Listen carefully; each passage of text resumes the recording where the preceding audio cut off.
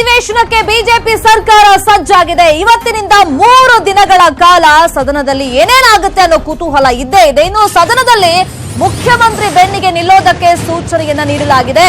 ಬಿಜೆಪಿಯೊಳಗಿನ ಯಾವುದೇ ವಿಚಾರ ಪ್ರಸ್ತಾಪ ಆದ್ರೂ ಕೂಡ ಅದಕ್ಕೆ ಎಲ್ಲಾ ನಾಯಕರು ಸಮರ್ಥನೆಯನ್ನ ಕೊಡಬೇಕು. ಯಾರು ಕೂಡ ಭಿನ್ನ ವಿಭಿನ್ನ ಹೇಳಿಕೆಗಳನ್ನ ಕೊಡಬಾರದು. ಈಗೇನು ಒಳ ಜಗಳ ಬಿಜೆಪಿಯಲ್ಲಿ ಆಗ್ತಾ ಇದೆ, ಆಂತರಿಕ ಕಚ್ಚಾಟಗಳಾಗ್ತಾ ಇದೆ, ಒಬ್ರನ್ನ ಕಂಡ್ರೆ ಒಬ್ರಿಗಾಗಲ್ಲ, ಏನೇನೋ ಸ್ಟೇಟ್ಮೆಂಟ್ ಗಳನ್ನ ಕೊಡ್ತಾ ಇದಾರಲ್ಲ, ಆ ರೀತಿಯೆಲ್ಲ ಆಗೋದಿಲ್ಲ, ನಡೆಯೋದಿಲ್ಲ. ಮುಖ್ಯಮಂತ್ರಿ ಬೆನ್ನಿಗೆ ನಿಲ್ಲಬೇಕು ಅಂತ ಸ್ಪಷ್ಟ ಸೂಚನೆ ಈಗ ರವಾನೆ ಆಗಿದೆ. ಸದನದಲ್ಲಿ ಎಲ್ಲಾ ಶಾಸಕರು ಹಾಜರಿರಬೇಕು ಅಂತ ಕೂಡ ಸೂಚನೆ ರವಾನೆಯಾಗಿದೆ.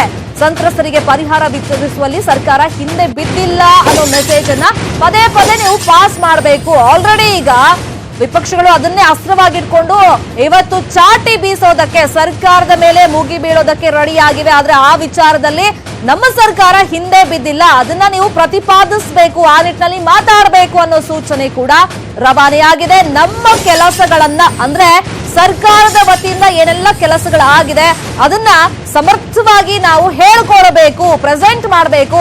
ಇನ್ನು ಕೇಂದ್ರದಿಂದ ಪರಿಹಾರ ವಿತರಣೆಯಲ್ಲಿ ವಿಳಂಬ ಆಗಿದೆ ಅಂತ ಅಸ್ತ್ರವನ್ನ ಹಿಡ್ಕೊಂಡು ಜನ ಕೂಡ ಮಾತಾಡ್ತಾ ಇದ್ದಾರೆ. ಇನ್ನೊಂದು ಕಡೆ ವಿಪಕ್ಷಗಳು ಕೂಡ ಇದೇ ಅಸ್ತ್ರವನ್ನ ಮಾಡ್ಕೊಂಡಿರೋದ್ರಿಂದ ಆ ವಿಚಾರವಾಗಿ ವಿಳಂಬ ಆಗಿಲ್ಲ ಅಂತ ನಾವು ಸಮರ್ಥನೆ ಕೊಟ್ಕೊಳ್ಬೇಕು. ಸಚಿವರು, ಶಾಸಕರು ಎಲ್ಲರೂ ಕೂಡ ಯಾವುದೇ ಸಿಚುವೇಶನ್ ಬಂದ್ರೂ ಕೂಡ ಅದನ್ನ ಫೇಸ್ ಮಾಡೋದಕ್ಕೆ ರೆಡಿ ಇರಬೇಕು. ಎಲ್ಲಾ ಶಾಸಕರಿಗೆ ಸಿಎಂ ಯಡಿಯೂರಪ್ಪ ಅವರು ಈ ನಿಟ್ಟಿನಲ್ಲಿ ಸೂಚನೆಯನ್ನ ಕೊಟ್ಟಿದ್ದಾರೆ. ನೆರೆ ಸಂತ್ರಸ್ತರಿಗೆ ಇನ್ನಷ್ಟು ಪರಿಹಾರಕ್ಕೆ ಆಗ್ರಹಗಳು ಕೂಡ ವ್ಯಕ್ತವಾಗಬಹುದು. ಅದಕ್ಕೇನೆಲ್ಲ ಸ್ಟೇಟ್ಮೆಂಟ್ ಗಳನ್ನ ಅಲ್ಲಿ ಕೊಡಬೇಕು, ನಾಯಕರು ಹೇಳಬೇಕು. ಸೊ ಆ ಬಗ್ಗೆ ಕೂಡ ನೀವು ಸಮರ್ಥನೆಯನ್ನ ಕೊಡಬೇಕು. ಇನ್ನು ಖಂಡಿತ ಕೊಡ್ತೀವಿ, ಸಮಾಧಾನವಾಗಿರಬೇಕು ಅಂತ ಸಿಎಂ ಹೇಳಿದ್ದಾರೆ. ಎಸ್ಪೆಷಲಿ ಉತ್ತರ ಕರ್ನಾಟಕ ಭಾಗದಕ್ಕೆ ನೆರೆ ಪರಿಹಾರ ವಿಚಾರವಾಗಿ ಎಲ್ಲೂ ಕೂಡ ತಪ್ಪು ಸಂದೇಶ ಹೊರಗಡೆ ಹೋಗಬಾರ್ದು, ರವಾನೆ ಆಗಬಾರ್ದು. ಆ ನಿಟ್ಟಿನಲ್ಲಿ ಎಲ್ಲಾ ಶಾಸಕರುಗಳು, ನಾಯಕರು ನೋಡ್ಕೊಳ್ಬೇಕು, ನೀವು ಸಮರ್ಥನೆಯನ್ನ ಮಾಡ್ಕೊಳ್ಬೇಕು. ಇನ್ನು ಸಿಎಂ ಬೆನ್ನಿಗೆ ನೀವು ನಿಂತ್ಕೊಂಡಿರಬೇಕು ಅನ್ನೋ ಸೂಚನೆ ಈಗ ಖಡಕ್ ಆಗಿ ಬಿಜೆಪಿ ನಾಯಕರಿಗೆ ರವಾನೆ ಆಗಿದೆ. ಯಾವುದೇ ವಿಚಾರ ಪ್ರಸ್ತಾಪ ಆದ್ರೂ ಕೂಡ ಅದಕ್ಕೆ ಎಲ್ಲಾ ನಾಯಕರು ಸಮರ್ಥನೆಯನ್ನ ಕೊಡ್ಕೊಳ್ಬೇಕು. ಸರ್ಕಾರದ ಕೆಲಸವನ್ನ ಫಸ್ಟ್ ನೀವು ಸಮರ್ಥಿಸಿಕೊಳ್ಳಿ.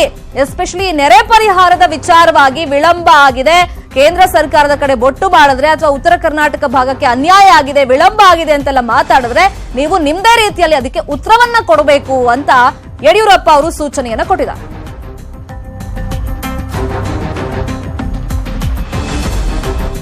ಈ ಬಗ್ಗೆ ಮತ್ತಷ್ಟು ಇನ್ಫಾರ್ಮೇಶನ್ ಕೊಡ್ತಾರೆ. ನೇರ ಸಂಪರ್ಕದಲ್ಲಿ ಜಾಯ್ನ್ ಆಗಿರುವಂತಹ ನಮ್ಮ ರಿಪೋರ್ಟರ್ ರಮೇಶ್ ರೇಜಂಬೂರ್.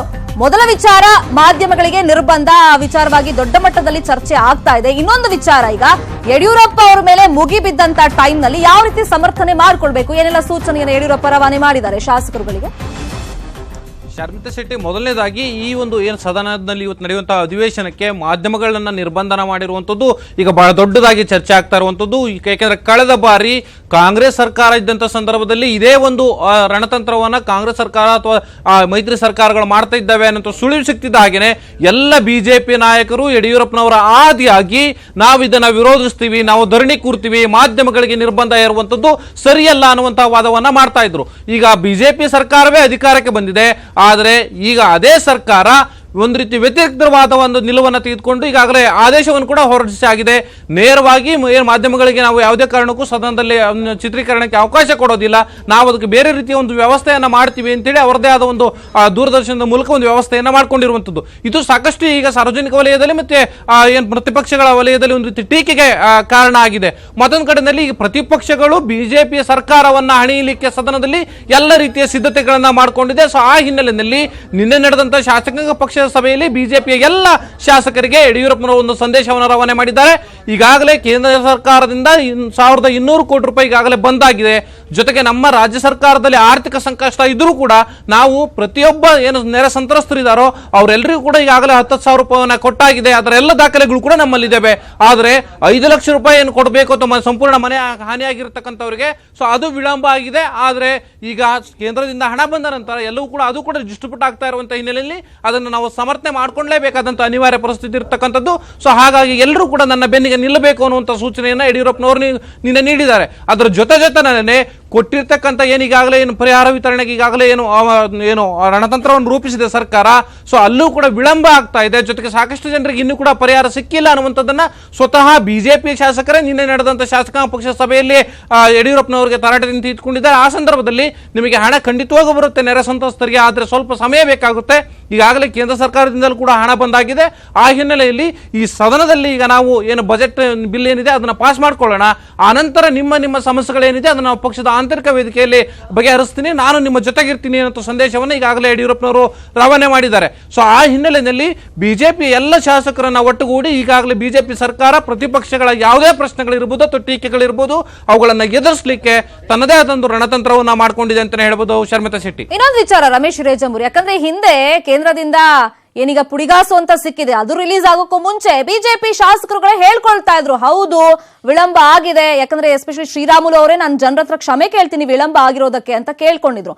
ಸೊ ಈ ವಿಚಾರಗಳು ಕೂಡ ಪ್ರಸ್ತಾಪ ಆಗುತ್ತೆ, ವಿಪಕ್ಷಗಳು ಅದಕ್ಕೋಸ್ಕರನೇ ವೇಟ್ ಮಾಡ್ತಿರೋದ್ರಿಂದ ಇದನ್ನ ಯಾವ ರೀತಿ ಸಮರ್ಥನೆ ಮಾಡ್ಕೊಳ್ತಾರೆ? ಹಿಂದೆ ಅವ್ರುಗಳೇ ಪ್ರಸ್ತಾಪ ಮಾಡಿದ್ರಲ್ಲ ಲೇಟ್ ಆಗಿದೆ ವಿಳಂಬ ಆಗಿದೆ ಅಂತ. ಖಂಡಿತವಾಗ್ಲೂ ಶರ್ಮಿತಾ ಶೆಟ್ಟಿ, ಒಂದ್ ಕಡೆಯಲ್ಲಿ ಶ್ರೀರಾಮುಲು ಅವರು ಸಾರ್ವಜನಿಕವಾಗಿ ಜೊತೆಗೆ ಏನು ಜನರಿಗೆ ತೊಂದರೆ ಆಗ್ತಾ ಇರುವಂತದನ್ನ ಸ್ವತಃ ಅವರು ಒಪ್ಕೊಂಡ್ರು, ಜೊತೆಗೆ ಜನರ ಬಳಿ ಅವರು ಕ್ಷಮೆಯನ್ನ ಕೂಡ ಕೇಳಿದ್ರು. ಮತ್ತೊಂದ್ ಕಡೆಯಲ್ಲಿ ಬಿಜೆಪಿ ನಾಯಕರ ಕೇಂದ್ರದ ನಾಯಕರ ವಿರುದ್ಧವಾಗಿ ಬಸವನಗೌಡ ಪಾಟೀಲ್ ಯತ್ನಾಳ್ ಅವರು ನೇರವಾಗಿ ಹರಿಹಾಯ್ದ್ರು. ಸೊ ಆ ಒಂದು ಏನು ರೆಬಲ್ ಹೇಳಿಕೆ ಏನಿದೆ ಅಲ್ಲಿಂದ ಕೇಂದ್ರ ಸರ್ಕಾರ ಸ್ವಲ್ಪ ಎಚ್ಚೆತ್ಕೊಂಡು 1200 ಕೋಟಿ ರೂಪಾಯಿಯನ್ನ ಬಿಡುಗಡೆ ಮಾಡಿರುವಂತದ್ದು ಅನ್ನೋದನ್ನ ಈಗಾಗಲೇ ಬಿಜೆಪಿ ವಲಯದಲ್ಲಿ ಸಾಕಷ್ಟು ಚರ್ಚೆ ಆಗ್ತಾ ಇದೆ. ಒಂದು ವೇಳೆ ಯತ್ನಾಳ್ ಮಾತನಾಡದೆ ಹೋಗಿದ್ರೆ ಇವತ್ತು ಬಿಜೆಪಿಯ ಸರ್ಕಾರ ಪ್ರತಿಪಕ್ಷಗಳಿಗೆ ಆಹಾರ ಆಗ್ತಾ ಇತ್ತು. ಯತ್ನಾಳ್ ಅವರ ಒಂದು ಹೇಳಿಕೆಯೇ ಇವತ್ತು ನಮಗೆಲ್ಲರೂ ಕೂಡ ವರದಾನ ಆಗಿದೆ ಅನ್ನುವಂಥ ಮಾತುಗಳು ಈಗಾಗಲೇ ಬಿಜೆಪಿ ವಲಯದಲ್ಲಿ ಕೇಳಿ ಬರ್ತಾ ಇದೆ. ಆದರೆ ಪ್ರತಿಪಕ್ಷಗಳು ಇದನ್ನೂ ಕೂಡ ಅಸ್ತ್ರವಾಗಿ ಬಳಸಿಕೊಳ್ಳುವಂತ ಎಲ್ಲ ಸಾಧ್ಯತೆಗಳು ಇರ್ತಕ್ಕಂಥದ್ದು. ಯಾಕೆಂದ್ರೆ ವಿಳಂಬ ಆಗಿರುವಂತದ್ದನ್ನು ಯಾರು ಕೂಡ ಅಲ್ಲಗಳೆಯುವ ಆಗಿಲ್ಲ. ಸೊ ಅದೇ ಕಾರಣಕ್ಕಾಗಿ ಶ್ರೀರಾಮುಲು ಅವರು ಏನು ರಾಜ್ಯದ ಜನರ ಕ್ಷಮೆಯನ್ನ ಕೇಳಿದ್ರು. ಆದರೆ ಕೆಲವು ನಾಯಕರು ಬಿಜೆಪಿಯ ಕೇಂದ್ರದ ಒಂದು ಸರ್ಕಾರದ ಒಂದು ನಿಲುವನ್ನು ಸಮರ್ಥನೆ ಮಾಡ್ಕೊಳ್ಳಿಕ್ಕೆ ಹೋಗಿ ಎಡವಟ್ಟ ಮಾಡ್ಕೊಂಡಿದ್ರು. ಆದ್ರೆ ಈಗ ಅವೆಲ್ಲವೂ ಕೂಡ ಈಗ ಏನು ಕಾಂಗ್ರೆಸ್ಗೆ ಅಥವಾ ಜೆಡಿಎಸ್ಗೆ ಅಸ್ತ್ರವಾಗಿ ಪರಿಣಮಿಸುವಂತ ಎಲ್ಲ ಸಾಧ್ಯತೆ ಇರತಕ್ಕಂಥದ್ದು. ಆದರೆ ಬಿಜೆಪಿಯ ಸರ್ಕಾರ ಆ ಎಲ್ಲ ಏನು ಪ್ರತಿಪಕ್ಷಗಳ ರಣತಂತ್ರಕ್ಕೆ ಯಾವ ರೀತಿ ಉತ್ತರ ಕೊಡಬೇಕು ಅಂತ ಒಂದು ತನ್ನದೇ ಆದ ಒಂದು ರಣತಂತ್ರವನ್ನ ಪ್ರತಿತಂತ್ರವನ್ನ ಬಿಜೆಪಿ ಕೂಡ ಮಾಡ್ಕೊಂಡಿದೆ. ಆದ್ರೆ ಇವತ್ತಿನ ಸದನದಲ್ಲಿ ಅದು ಎಷ್ಟರ ಮಟ್ಟಿಗೆ ಸಫಲ ಆಗುತ್ತೆ ಅನ್ನೋದನ್ನ ಕಾದ್ ನೋಡ್ಬೇಕು. Sharmita Shetty, okay, thank you Ramesh ರೇಜಮೂರ್ ತಮ್ಮೆಲ್ಲ ಇನ್ಫಾರ್ಮೇಶನ್ಗೆ. ಬಿಎಸ್ವೈ ಸರ್ಕಾರವನ್ನ ಅಧಿವೇಶನದಲ್ಲಿ ಕಟ್ ಹಾಕೋದಕ್ಕೆ ಕಾಂಗ್ರೆಸ್ ತಂತ್ರಗಾರಿಕೆಯನ್ನ ಮಾಡ್ಕೊಳ್ತಾ ಇದೆ. ಸದನ ಆರಂಭಕ್ಕೂ ಮೊದಲು ಕಾಂಗ್ರೆಸ್ ತಂತ್ರಗಾರಿಕೆಯ ಸಭೆಯನ್ನ ಮಾಡುತ್ತೆ. ಸಿದ್ದರಾಮಯ್ಯ ಅವರ ನೇತೃತ್ವದಲ್ಲಿ ವಿಧಾನಸೌಧದಲ್ಲಿ ಕಾಂಗ್ರೆಸ್ ಶಾಸಕರುಗಳು ಸಭೆಯನ್ನ ಸೇರ್ತಾರೆ. ಸದನ ಆರಂಭಕ್ಕೂ ಮೊದಲೇ ಕಾಂಗ್ರೆಸ್ ಸಭೆ ಮಾಡುವ ಮುಖಾಂತರವಾಗಿ ಒಂದು ತಂತ್ರಗಾರಿಕೆಯನ್ನ ಮಾಡಿಕೊಳ್ಳುತ್ತೆ. ಯಾವ ವಿಚಾರವನ್ನೆಲ್ಲ ಕಲಾಪದಲ್ಲಿ ಪ್ರಸ್ತಾಪ ಮಾಡಬೇಕು, ಯಾವ ರೀತಿ ಸರ್ಕಾರವನ್ನ ಇಕ್ಕಟ್ಟಿಗೆ ಸಿಲುಕಿಸಬೇಕು, ಏನೆಲ್ಲ ಅಸ್ತ್ರಗಳನ್ನ ಪ್ರಯೋಗ ಮಾಡಬೇಕು ಅಂತ ಸಭೆಯಲ್ಲಿ ಡಿಸೈಡ್ ಮಾಡ್ತಾರೆ. ಏನು ಸಿದ್ದರಾಮಯ್ಯ ನೇತೃತ್ವದ ಸಭೆಯಲ್ಲಿ ಕಾಂಗ್ರೆಸ್ನ ಶಾಸಕರೆಲ್ಲರೂ ಕೂಡ ಭಾಗಿಯಾಗ್ತಾ ಇದ್ದಾರೆ.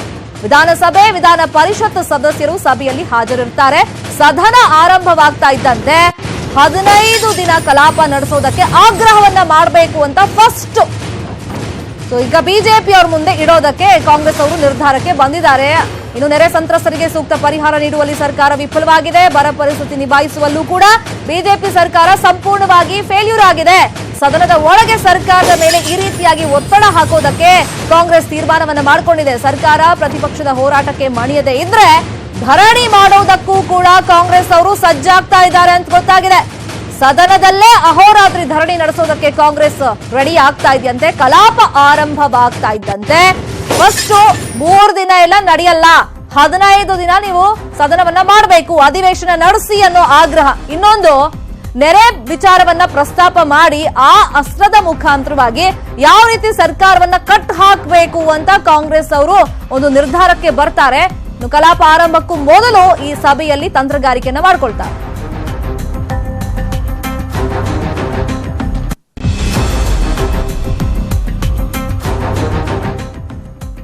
ಸಿದ್ದರಾಮಯ್ಯ ಅವರು ಅಧಿಕೃತವಾಗಿ ಈಗ ವಿಪಕ್ಷ ನಾಯಕನ ಹುದ್ದೆಯಲ್ಲಿ ಕುತ್ಕೊಳ್ತಾ ಇದ್ದಾರೆ. ತಂತ್ರಗಾರಿಕೆ ಕೂಡ ಜೋರಾಗಿ ನಡೀತಾ ಇದೆ. ಯಾವ ರೀತಿ ತಂತ್ರಗಾರಿಕೆ ಆಗ್ತಾ ಇದೆ ಆ ಬಗ್ಗೆ ಮಾಹಿತಿ ಕೊಡ್ತೀವಿ ಬ್ರೇಕ್ ಆದ